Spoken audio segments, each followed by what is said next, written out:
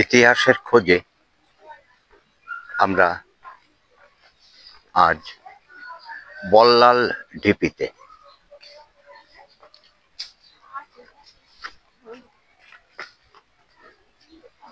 কৃষ্ণনগরের কাছে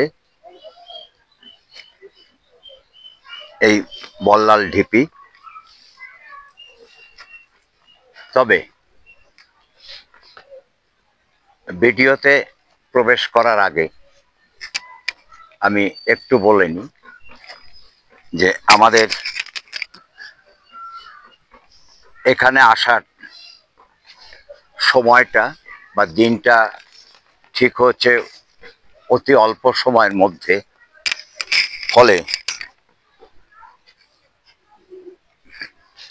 এ বিষয়ে পর্যাপ্ত পড়াশুনো করা হয়নি। তার জন্য আমি ক্ষমা প্রার্থী, বিশেষত আমার ছাত্রছাত্রীদের কাছে, কারণ যারা এই ভিডিওটা দেখবে তাদের কাছে। তথাপি অতি অল্প সময় যেটুকু সাহায্য নিতে পেরেছি সেটা রয়েছে বাঙালির ইতিহাস নিহার রঞ্জন রায়, নদিয়া জেলার পুরকীর্তি মোহিত রায় এবং রঙ্গন দত্ত লিখিত বল্লাল ঢিপি মাউন্ট অফ বল্লাল সেন। ইতিহাস এখানে স্তব্ধ হয়ে আছে। এটার জায়গা হুগলি নদীর উত্তর দিকে নদিয়া জেলার মধ্যে। সামনে দেখা যাচ্ছে সেই মাউন্টটা যা খনন হচ্ছে সেটা আমরা এখানে দেখতে পাচ্ছি। কর্ণাট থেকে সেন বংশ, মূলত বিজয় সেনের পিতামহ সামন্ত সেন কর্ণাট থেকে বাংলাদেশে আসেন তার বিজয়ের মাধ্যমে। সামন্ত সেনের পৌত্র বল্লাল সেন, তার সময়কাল এখানে আনুমানিক 1159 থেকে 1179 খ্রিস্টাব্দ পর্যন্ত তিনি এখানে রাজত্ব করেছিলেন। এই যে মাউন্টটায় আমরা এসেছি, এটার খনন কার্য শুরু হয় 1982-83 এবং দ্বিতীয় পর্যায়ে হয় 1988-89। আর্কিওলজিক্যাল সার্ভে অফ ইন্ডিয়া এই দুটো খনন কার্যই সম্পন্ন করে। এই বল্লাল ঢিপির উচ্চতা যা পাওয়া গিয়েছে সেটা 30 ফুট এবং 1300 বর্গ ফুট অঞ্চল নিয়ে এর অবস্থিতি।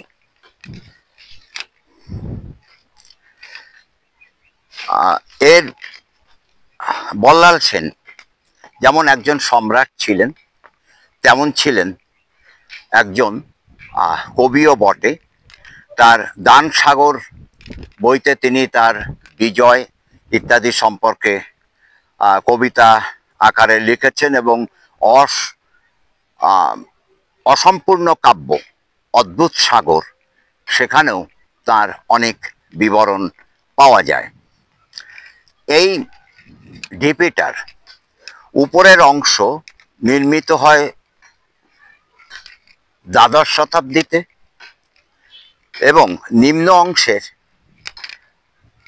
নির্মাণ হয় 8ম থেকে 9ম শতাব্দীতে। এই রকমই প্রত্নতত্ত্ববিদেরা এই রকম সিদ্ধান্তে এসেছেন। কিন্তু এই বল্লাল ঢিপি প্রকৃতপক্ষে কি তা নিয়ে প্রচুর মতভেদ রয়েছে। কেউ কেউ বলেন, যেমন এটা বল্লাল সেনের প্রস্তুত বলে মনে করেন, কিন্তু বিশেষত মহামহোপাধ্যায় হরপ্রসাদ শাস্ত্রী তিনি মনে করেন যে এটা সামন্ত সেন দ্বারা নির্মিত। আবার এখানে যে 7ম এবং 8ম শতাব্দীর যে সমস্ত নিদর্শন পাওয়া গিয়েছে সেই সমস্ত নিদর্শন অনুসারে অনেকে মনে করেন যে বিহারের বিক্রমশিলা যে স্তূপ রয়েছে এবং বর্তমান বাংলাদেশের রাজশাহী জেলার সোমপুরের যে স্তূপ রয়েছে সেই স্তূপের সাথে এখানকার বহু প্রত্নতাত্ত্বিক নিদর্শনের মিল রয়েছে বলে অনেকেই মনে করেন যে এটা ছিল একটি বৌদ্ধ স্তূপ। আবার এটা অন্য কারোরও, অন্য কোনো সম্রাটেরও তৈরি করা কোনো স্তূপ বা এরকম কিছু বলেও অনেক ঐতিহাসিক মনে করেছেন। সুতরাং এটা প্রকৃতপক্ষে কি ছিল সেটা এখনো নির্ধারিত করা যায়নি। এটা ধ্বংসের বিভিন্ন কারণ অনুমান করা হয়।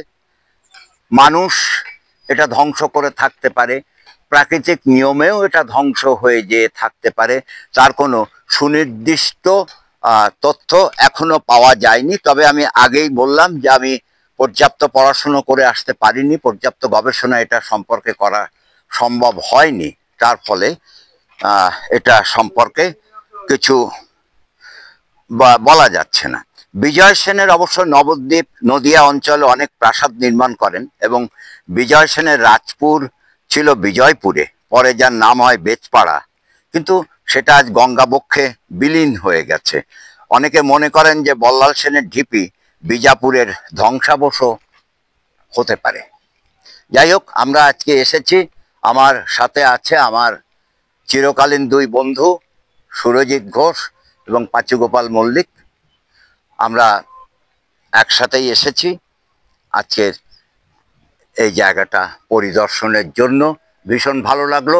আরেকটু কথা বলি যে এটার পশ্চিম দিকে, অর্থাৎ ওই দূরে যে সম্ভবত দূরে যে বাঁশ গাছগুলি আমরা দেখতে পাচ্ছি তার প্রান্তে, তার ও প্রান্তে আরো কিছু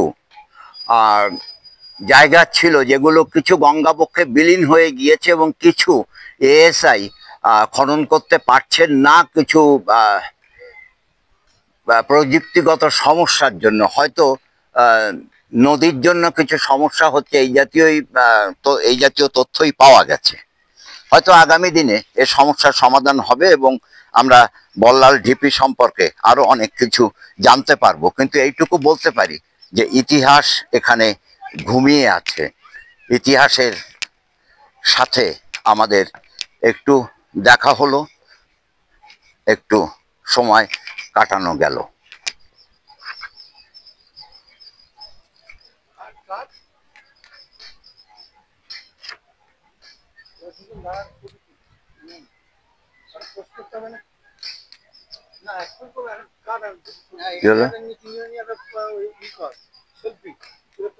বন্ধ হচ্ছে না কেন?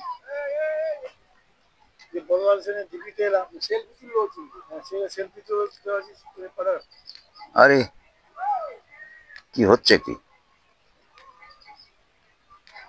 অদ্ভুত ব্যাপার।